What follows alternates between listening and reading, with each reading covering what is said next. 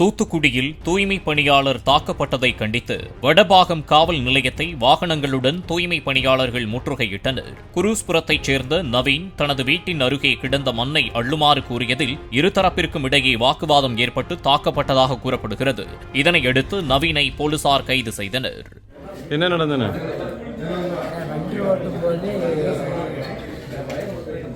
வீட்டில் ஏரியா ஆட்கள் ஒரு ஆள் இருக்காரு. அவர் மண்ணை எடுக்க சொல்லிட்டு இருந்தாரு. மண்ணை எடுக்க முடியாது, அது கேட்டுட்டு தான் எடுக்கணும் அப்படின்னு சொன்னாங்க. அதுக்கு பைப்பை கொண்டு அடிச்சாரு. அதனால கம்ப்ளைண்ட் கொடுக்கணும். நல்ல வார்த்தை பேசி பைப்பை கொண்டு அடிச்சாரு. அவர் பேர் நவீன்.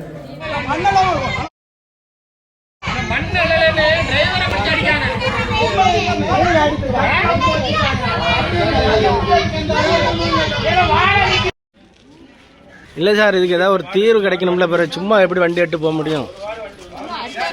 வர்றவன் போகிறவங்களாம் அடிச்சுட்டு போகிறதுக்கு நாங்கள் அனாமத்தான வேலை பார்த்துட்டு இருக்கோம்.